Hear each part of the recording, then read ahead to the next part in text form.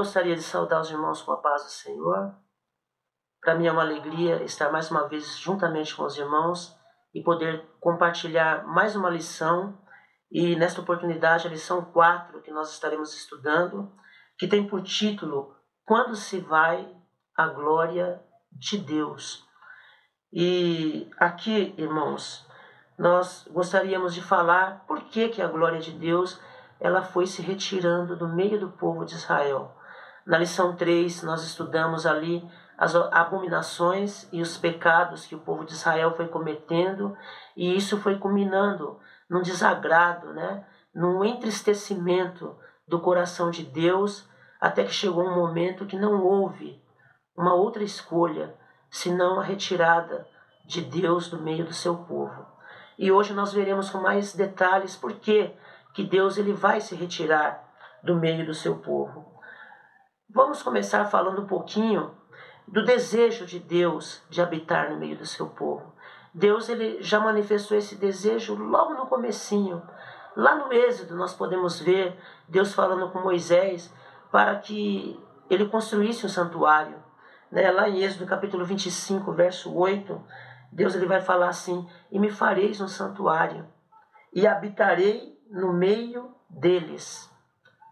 Isso está escrito lá em Êxodo, capítulo 25 e o verso 8. Então, esse era o desejo de Deus, de habitar no meio do seu povo. Só que essa presença de Deus, irmãos, ela não era incondicional. Havia algumas coisas que o povo tinha que fazer para que a presença de Deus se mantivesse no meio deles. E o que seria isso? O que o povo devia fazer para que Deus se mantivesse no meio deles? O povo deveria obedecer às leis de Deus. O povo deveria se afastar do pecado.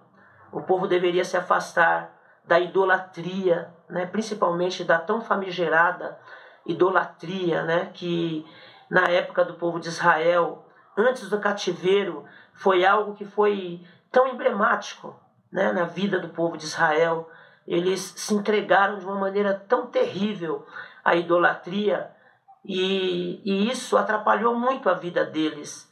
E Deus sempre usava os seus profetas para falar contra isso. A prostituição também foi um pecado que desagradou muito a Deus. Não só a prostituição de forma literal, mas a prostituição cultural também, que acontecia muito naquela época. Então, todos esses pecados, eles foram criando o arcabouço daquilo que foi entristecendo o coração de Deus e foi fazendo com que Deus, de uma vez por todas, viesse a se afastar do seu povo. Irmãos, veja só, vamos falar um pouquinho sobre a glória de Deus. A sua primeira manifestação foi no tabernáculo. Nós falamos aqui logo no início do tabernáculo, Quando Deus mandou Moisés fazer o tabernáculo, assim que Moisés terminou de fazer o tabernáculo, Deus ele manifestou a sua glória. Isso está lá em Êxodo, capítulo 40, o verso 34 e o verso 35. Assim que Moisés ele vai terminar o tabernáculo, Deus ele vai manifestar a sua glória de uma maneira tremenda no tabernáculo. Eu vou ler esse versículo com os irmãos, capítulo 40 do Êxodo, verso 34 e 35. Olha o que diz: então a nuvem cobriu a tenda da congregação e a glória do Senhor encheu o tabernáculo, de maneira que Moisés não podia entrar na tenda da congregação, porquanto a nuvem ficava sobre ela, e a glória do Senhor enchia o tabernáculo. Então, a primeira manifestação da glória de Deus vai ser no tabernáculo. E o que era o tabernáculo? Era o templo móvel do povo de Israel, O povo de Israel, eles peregrinaram ali no deserto por 40 anos, e quando eles paravam, aí eles montavam o tabernáculo. Quando eles saíam daquele lugar que Deus tinha mandado eles ficar ali por determinado tempo, quando a nuvem se alçava, se levantava do tabernáculo, aí eles desmontavam o tabernáculo, e aí quando a nuvem parava em outro lugar, eles montavam novamente o tabernáculo, e a glória de Deus estava ali entre eles. Então era uma coisa gloriosa. Era o templo móvel, o templo portátil do povo de Israel, né? E Deus habitava no meio deles. Aliás, o tabernáculo, ele ficava estrategicamente no meio do povo. O povo ficava ao redor do tabernáculo, o tabernáculo no meio. Então Deus estava literalmente no meio deles. Aí depois, irmãos, nós vamos ver mais uma vez a manifestação desta glória, da glória de Deus. Onde? Quando, por ocasião da inauguração do templo, quando Salomão ele inaugura o templo, né? Então, os irmãos sabem que Davi ele queria fazer esse templo, mas Deus não permitiu que Davi fizesse, porque ele tinha derramado muito sangue. E aí Deus falou que Davi ele não faria o templo, mas o seu filho construiria. Mas Davi, como ele tinha o coração muito voltado para Deus, ele preparou, irmãos, o máximo de material que ele pôde para que o templo fosse construído. E quando o templo foi construído, glórias a Deus, e foi construído assim, de uma maneira grandiosa, né? De uma maneira maravilhosa, né? Com toda assim pomposidade, podemos dizer, né? Salomão ele empenhou toda a sua sabedoria, empenhou todo o seu esmero para que aquele templo fosse construído de uma maneira maravilhosa. Por quê? Porque ali seria a habitação do Senhor. E quando ele terminou o templo, aí a Bíblia diz que o Senhor se manifestou. Mas não antes, sem que Salomão fizesse uma oração. E eu fiquei meditando, irmãos, na oração de Salomão. Glória a Deus, né? Na oração. Porque, veja bem, eu quero ler com os irmãos o versículo que fala da glória de Deus se manifestando. Vamos ler lá no segundo livro das Crônicas, capítulo 7. É tão conhecido, né, esse capítulo dos irmãos, mas vamos ler 2 Crônicas, capítulo 7. Veja o que está escrito. Glória a Deus. Diz assim, vamos ler do verso 1, diz assim: E acabando Salomão de orar, desceu o fogo do céu e consumiu o holocausto e os sacrifícios, e a glória do Senhor encheu a casa. E os sacerdotes não podiam entrar na casa do Senhor, porque a glória do Senhor tinha enchido a casa do Senhor. E todos os filhos de Israel, vendo descer o fogo e a glória do Senhor sobre a casa, encurvaram-se com o rosto em terra, sobre o pavimento, e adoraram e louvaram o Senhor, porque é bom, porque a sua benignidade dura para sempre. Por que eu fiz questão de ler, irmãos, a descida da glória de Deus? Porque isso foi o efeito, né? A glória de Deus desceu. Mas eu falei aqui, um pouquinho antes dessa leitura, que a glória de Deus não desceu sem que primeiro Salomão orasse ao Senhor. Salomão orou. Ele fez o templo? Fez. O templo estava magnífico? Estava. Mas faltava uma coisa ainda. Faltava a oração. E ele orou.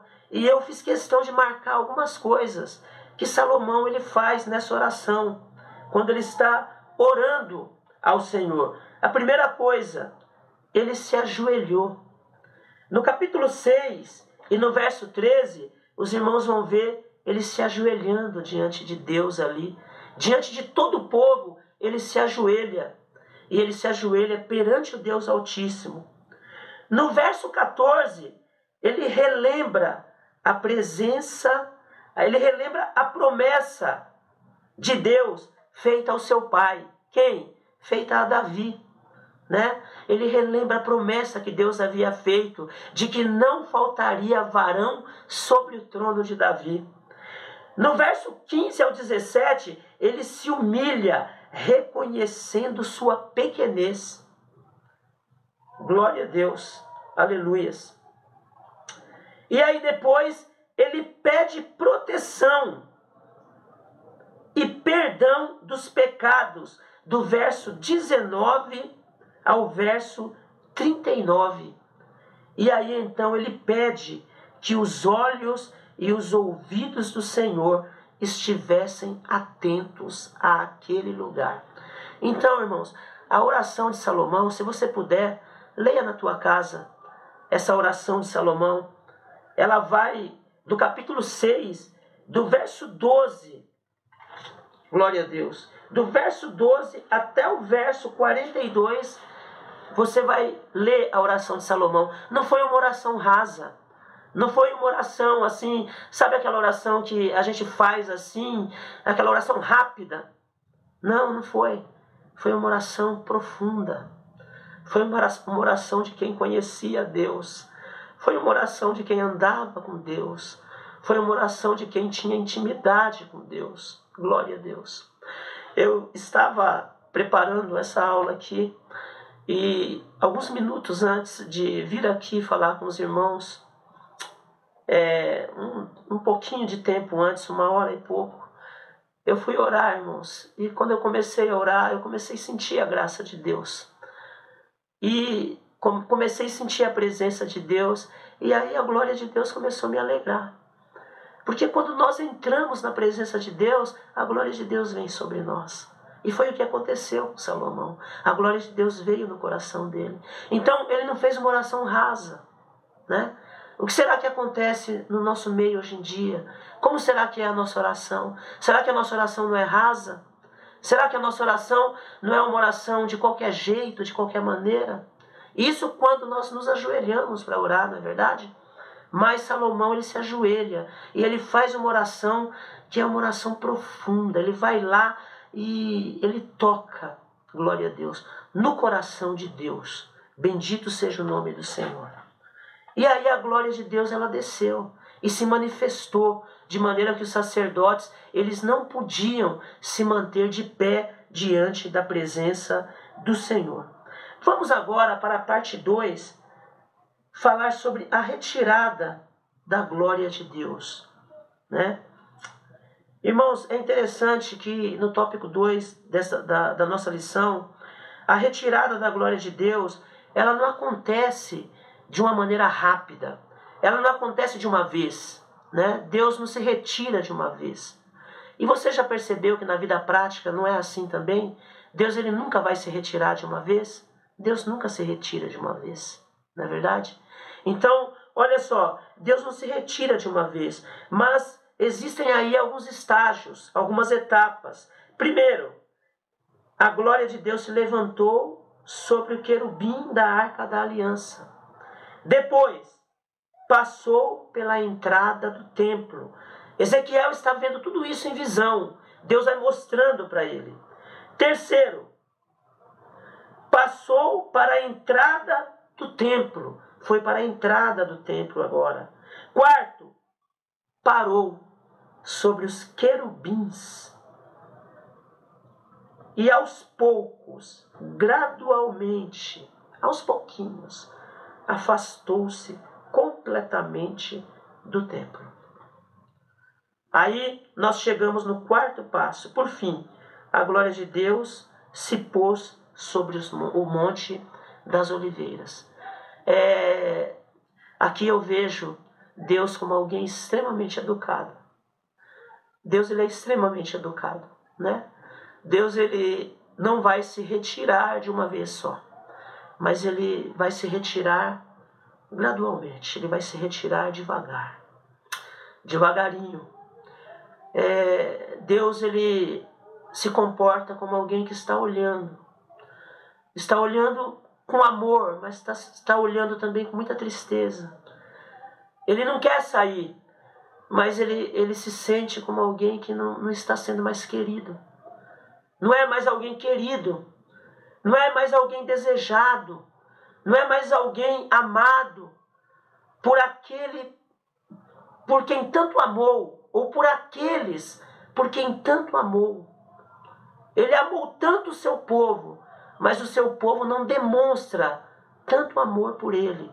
E agora ele só vê um jeito. E qual é o jeito? De uma maneira extremamente educada, Deus ele vai se retirar do meio do seu povo.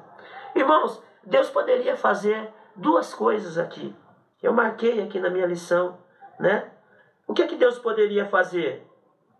Deus ele poderia, se ele quisesse, ele poderia destruir tudo. Ele poderia destruir tudo. Ele acabaria com tudo e estaria tudo resolvido, né? Ele destruiria tudo logo de uma vez e sairia como alguém muito nervoso, como alguém muito irado, sairia de cena e deixaria um rastro de destruição ali. Mas não é isso que Deus vai fazer, né? Ele preferiu sair e fazer com que a própria ausência da sua presença fosse o prenúncio da iminente destruição que estaria por vir. O que protegia a cidade de Jerusalém? O que protegia o templo de Jerusalém? Era a presença de Deus. O que fazia a arca algo tão belo, tão magnífico, tão maravilhoso? Era a presença de Deus.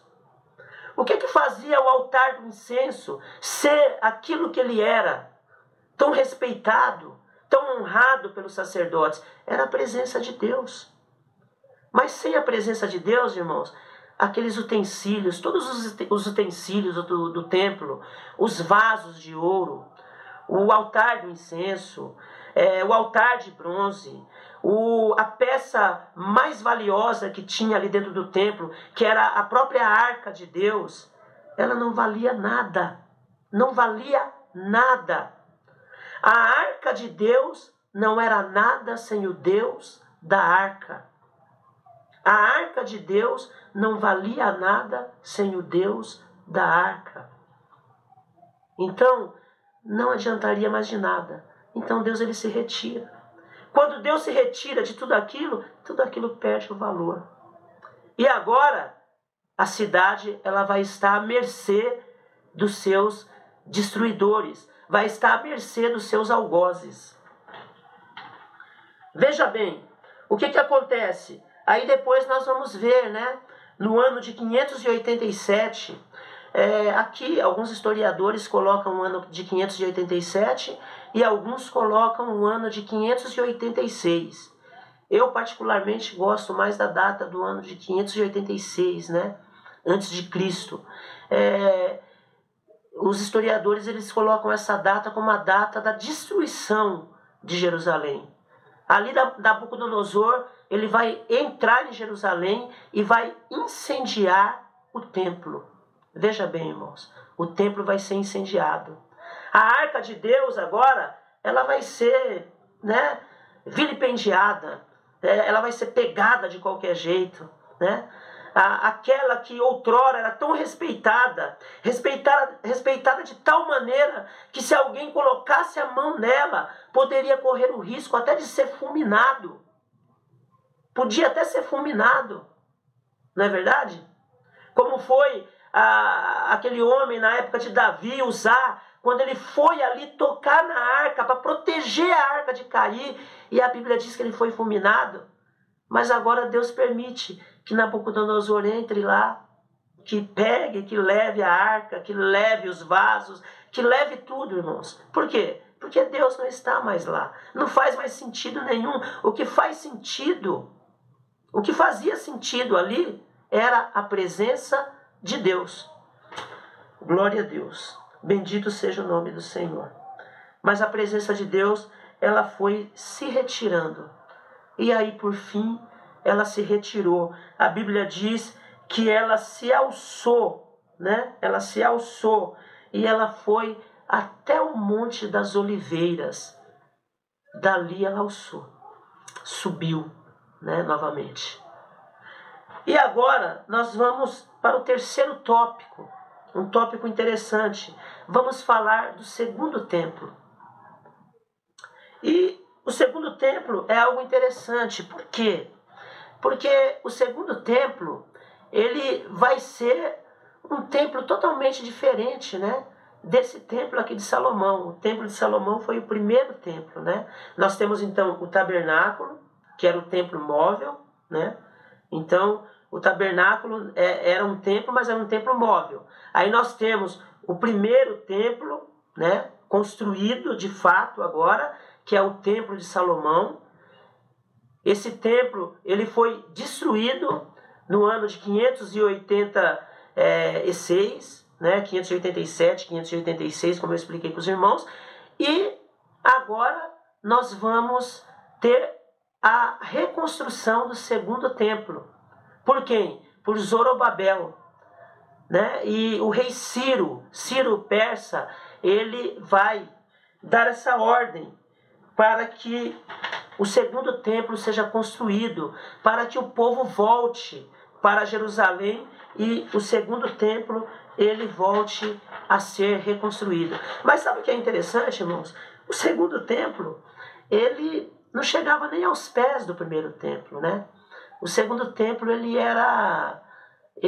arquitetonicamente, né, ele não tinha comparação nenhuma com o primeiro templo. A beleza do segundo templo não tinha comparação nenhuma com a beleza do segundo, porque a beleza do segundo sobrepujava em muito a beleza do primeiro templo, de maneira que quando o pessoal do cativeiro voltou, quando eles voltaram, né, já velhinhos, muitos já velhinhos, quiseram voltar e voltaram para Jerusalém e reconstruíram o templo.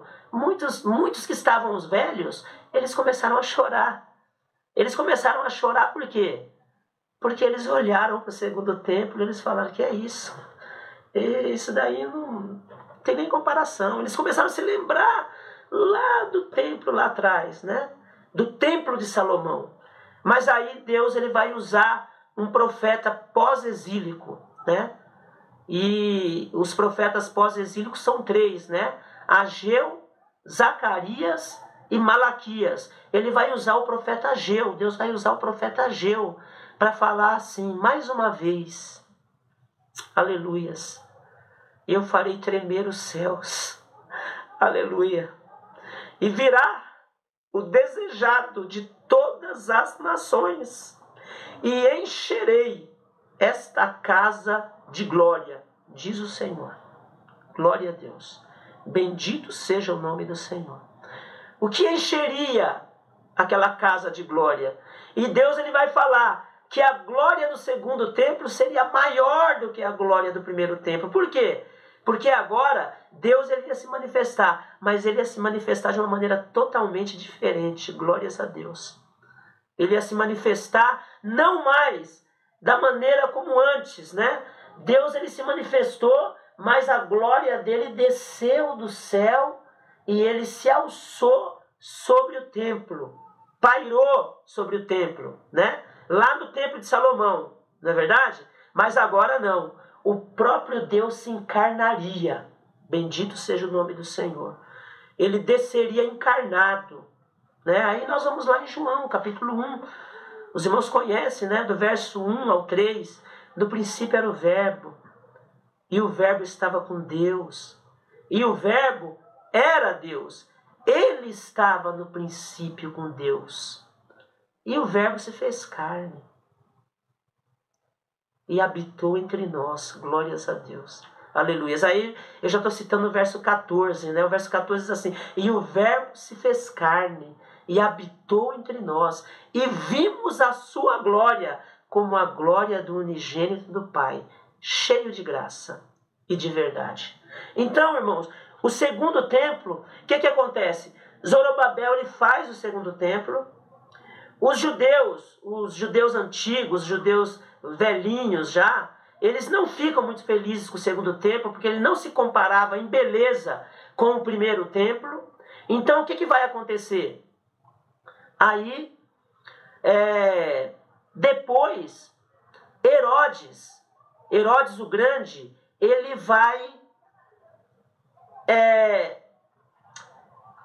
vai não construir o segundo templo, mas ele vai reformar o segundo templo. Por quê? Porque os judeus não deixaram o segundo templo, o templo de Zorobabel, ser destruído. Então aí Herodes, ele vai fazer uma reforma tremenda no segundo templo. E ele vai fazer desse segundo templo algo grandioso, algo maravilhoso, algo espetacular. E esse segundo templo, ele vai se tornar o cartão postal de Jerusalém. E aí quem é que vai entrar no segundo templo? Quem é que vai estar justamente nos dias em que o segundo templo vai estar na sua exuberância? Jesus. Jesus, ele vai entrar no segundo templo para cumprir a profecia de Ageu, né? Por quê? Porque Ageu diz que a glória da segunda casa será maior do que a glória da primeira casa. Então Jesus entrou no segundo templo. Ele era o motivo da glória do segundo templo. Ele estava fazendo com que a glória da segunda casa, do segundo templo, fosse maior do que a glória do próprio templo de Salomão. Por quê? Porque ele era aquele que dizia assim: está aqui quem é maior do que o templo. Então, irmãos, o que significa isso? O templo em si mesmo não tinha valor nenhum. Quem é que tinha valor? Era aquele que estava no templo, Jesus. Jesus.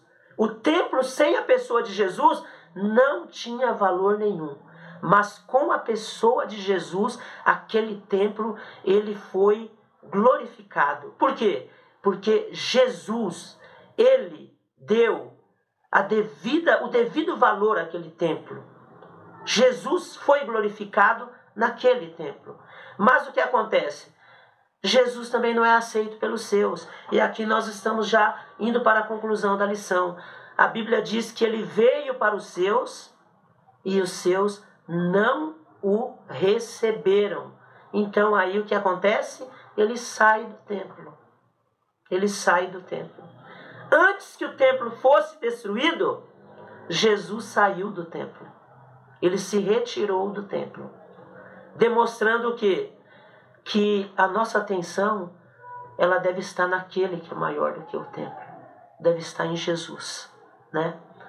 Os judeus, eles valorizavam muito o templo. Eles davam muito valor ao templo.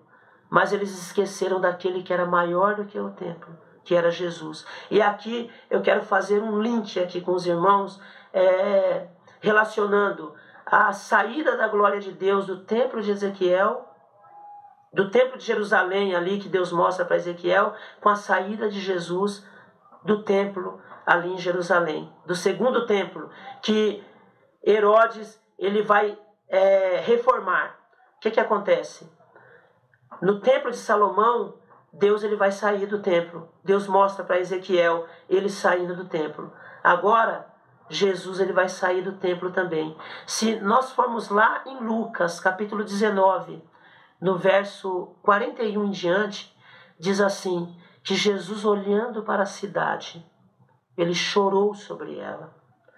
E aí ele olha para Jerusalém e ele fala assim: Jerusalém, Jerusalém, que mata os teus profetas e apedreja os que te são enviados. Quantas vezes quis eu te ajuntar, como a galinha junta debaixo das suas asas os seus pintainhos, mas tu não quisestes. Dias virão. E aí Jesus começa a profetizar que vai acontecer assim, assim, assim, assim. E aí Jesus começa a profetizar a destruição que iria se suceder após ele sair de cena. E aí Jesus começa a falar. E aí ele termina com uma frase, e é essa frase que eu vou concluir. Ele termina dizendo assim: porquanto não conheceste o tempo da tua visitação. Em outras palavras, eu estive aqui, Jerusalém, e você não me conheceu. Eu estive aqui, eu desci, eu desci. O próprio Deus encarnado, eu estive entre vocês, mas você não me conheceu. Você nem sequer percebeu que eu estava aqui. Então vai acontecer tudo isso com você, porque você não conheceu o tempo da tua visitação. Eu estou me retirando de cena, e por causa disso vai acontecer tudo isso com você. E aí lá no ano 70, depois de Cristo, nós vamos ver, né, Jerusalém sendo destruída, o templo sendo destruído pelo general Tito. E aí ficou só os muros das lamentações lá, não é verdade? Então, eu queria concluir, irmãos, esta lição dizendo para os irmãos que Jesus, Ele é o centro das nossas atenções. Ele tem que ser o centro das nossas atenções. A glória, ela precisa continuar na nossa vida. Não deixemos que a glória de Deus se retire da nossa vida. Não podemos negociar a glória de Deus. Não podemos olhar para este mundo e para aquilo que este mundo oferece. Não podemos trocar o nosso Deus pelos ídolos desse mundo. Eu falava para os irmãos na lição passada que os ídolos evoluíram, né? Os ídolos, nós sempre comentamos isso, né? E a Bíblia fala que os ídolos têm olho, mas não vê, têm boca, mas não fala. Mas hoje em dia os ídolos evoluíram, não é, irmãos? Hoje em dia os ídolos estão falando, os ídolos estão vendo, os ídolos, eles estão andando, né? E de vez em quando nós ouvimos alguém falar assim: olha, é meu ídolo, é meu ídolo. Cuidado com isso. Não negocie a glória de Deus. Não deixe Deus em segundo plano na tua vida. Deus tem que estar em primeiro lugar na tua vida. Deus tem que ser o centro das atenções da nossa vida. Ele tem que estar no centro do nosso coração. Que Deus nos abençoe em nome de Jesus.